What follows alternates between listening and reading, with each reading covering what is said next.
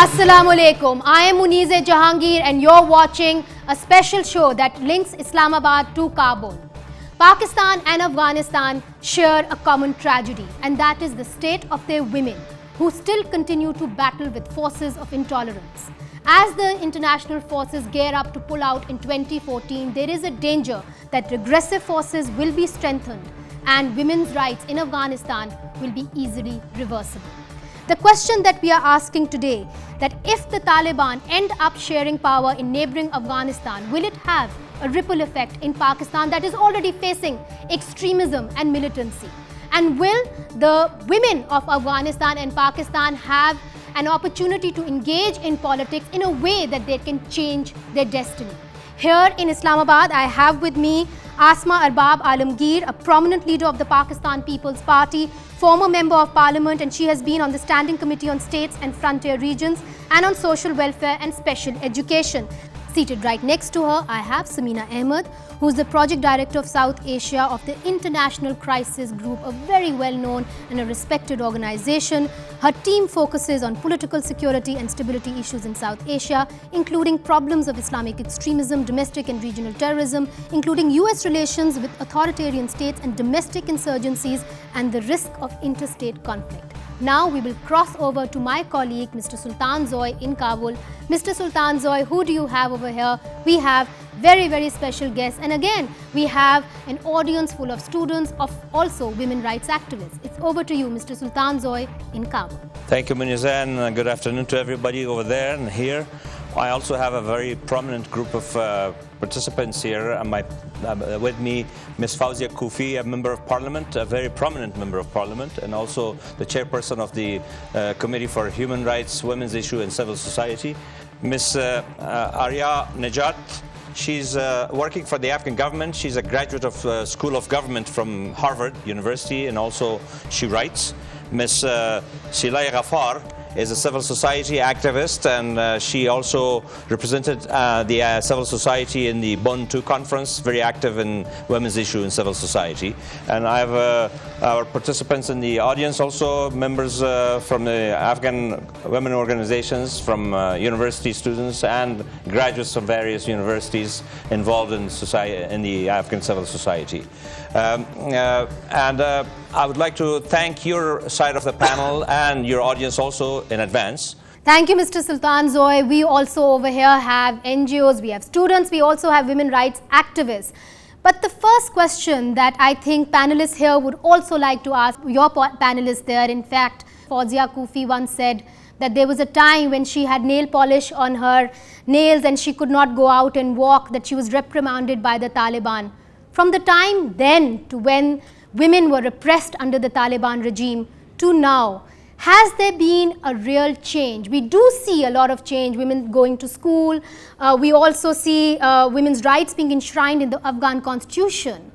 But is this just a window dressing? If we scratch the surface, are women's rights going to be easily reversible if the Taliban end up sharing power in the future? I think I will address this question to Ms. Kufi, but before that, it's worth mentioning, because I have a very young audience here, and also your audience, including you, are very young probably. I would like to remind everybody that the Afghan women had seen many, many good days in the mid-1920s. And then all of a sudden, dark cloud came and everything came to a standstill. And in the mid-50s, again, the door opened for women and they started participating in the political process. They became parliament members, they became cabinet members. And then again, another dark storm came and they sent everybody home, and even nail polish was becoming a sin. No doubt, Afghanistan had a very modern history. The time when I was not alive, I was not born. But unfortunately, the current generation of Afghanistan, me, Selai, to a large degree, Ms. Fawzia as well, we are the war generation. We have fantasies of how Afghanistan was in the 1970s and 60s, and we have heard it from our parents, but we haven't lived it. We haven't experienced it. So the work environment that we have in terms of professional experience, in terms of professional support to each other, it's very male-dominated. The changes that occurred in women's life in Afghanistan in the past 10 years were golden opportunity for women.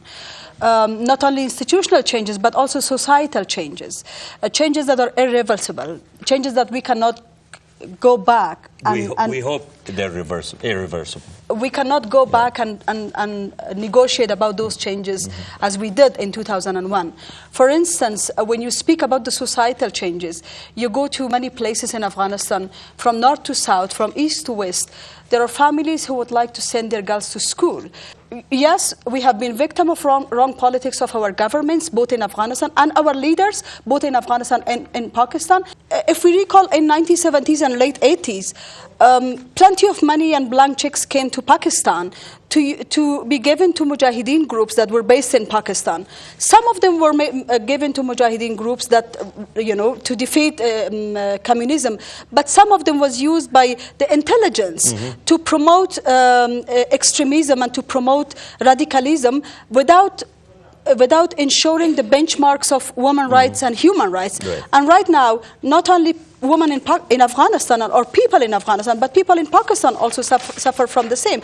I would ask Ms. Silai Ghaffar, as a civil society activist, women's issues in Afghanistan, are they dealt with as projects, or is it a sincere civil society issue that affects a huge number of population in this country and in Pakistan? The reason behind all these, injustices, or I can see the inequality of rights of women in the country, or violation of rights of women in the country, is the main reason or rooted or came from Pakistan, and also from I can see the parties who were supported from the Pakistan and also from the ISI, and also I can say so that do you think we we don't have any internal problems, it's all Pakistan, or we have our own problems too? I said when it was started, it's 3 decades, we are facing the same problem.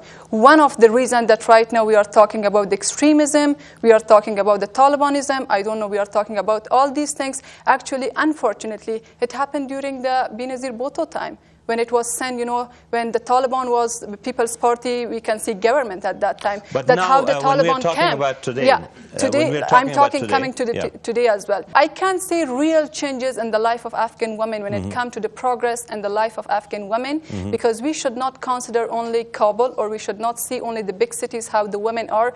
We have to look at the rural areas. We have to look at the provinces, the villages, how the women there are living. So I can see really these kind of changes, and I believe our own internal politics within Afghanistan, that definitely we cannot ignore the hand of Pakistan, the US and all other allies in it as well. Samina Ahmed Saiba, you know what, the accusation that keeps coming from that side is that because we strengthened the Taliban in neighboring Afghanistan, that's the accusation, that women's rights were undermined. But the fact of the matter is that there was also Mr. Bacha Sakao who overturned the rule of Amanullah Khan. He was a very regressive person also. So it's not just that Pakistan has been helping Taliban elements and pushing women back over there.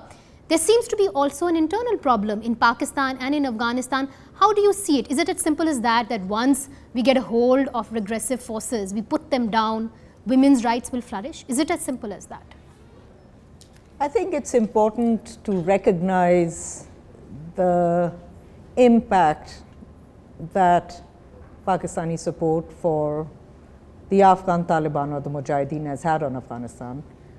So let's recognize it as a fact. But going beyond that, not recognizing, I think, the role of the international community is also doing injustice.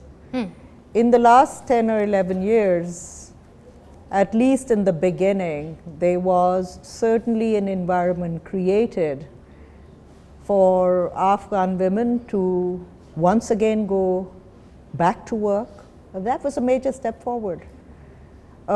With the support of the international community, not because the international community was responsible, but with the international community support, people like Ms. Kofi, a wonderful parliamentarian and a strong parliamentarian, could actually have their voice heard in the Afghan parliament. And yet, as we know very well, there are major internal challenges that Afghanistan faces. And amongst those challenges is a landmark election in 2014 in Afghanistan. let's hope that a process that received international support and which saw these very brave Afghan women come into their own is taken forward through an election that will give them that voice. So yes, the Pakistani factor should be acknowledged, but what we should be focusing on right now is how are we going to take this process of strengthening the rights of women in Afghanistan, and there have been strides made despite all the problems that exist, through institutional and structural means, through a democratic process. Right.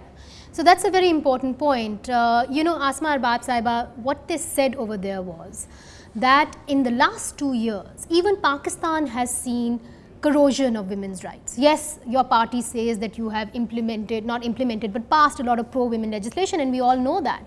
But the fact remains, Malala was shot down. The fact remains that there are certain parts of Pakistan, today we have an election coming up, where women will not be allowed to vote.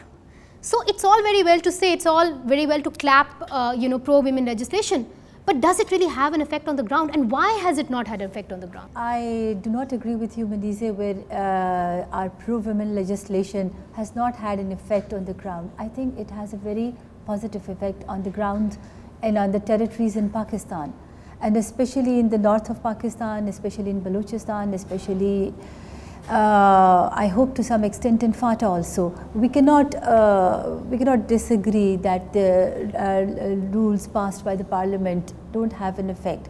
The upcoming elections in Pakistan in a month or two has a very positive effect on the women in Pakistan. As I belong to the province where if we go back to the 2008 and 7 elections, there's a marked difference. There's a marked difference. Give me an example. In the women in how the women of Pakistan foresee, how the women of Pakistan are going to use their vote, how the women of Pakistan are going to come up. You think that more women, there's going to be a bigger voter turnout? I think there's a marked difference in the society of Pakistan. I think there's a marked difference. In what way? Give me an example. I mean, because we are getting reports that women won't be coming out and voting. There's a threat to your life. Yes, there definitely is a threat to me. One thing there is very definitely and categorically I want to say is that Pakistani women, whether they are from Balochistan, whether they are from Khyber Pakhtunkhwa, and whether they are from our other provinces, have never accepted, have never been a part and parcel of any form of terrorism. The people of Pakistan have never accepted and never wanted extremism. Now there's a big difference in the Afghan society and the Pakistani society. We never accepted it. It was forced on us. It was forced on in many places in Pakistan. I think that perhaps our Afghan friends may disagree with that, because they will turn around and say they didn't. It was forced on us. They can disagree. Yeah. But it crept into Pakistan. It trickled down into Pakistan from Afghanistan. It is very easy to blame our law enforcing agencies. We do accept that our law enforcing agencies are one of the strongest in the world, and maybe Pakistanis should be proud of it in some way, in many ways. But extremism being cropping up in a society, I think because of our porous borders with Afghanistan. This is one of the issues that we've always been at threat. So all right. So I would like to, Mr. Sultanzoy, move beyond the blame game. We've had too much of that in the last few episodes. Exactly. Hopefully we can build bridges, because it seems the enemy of women across the border seems to be extremists.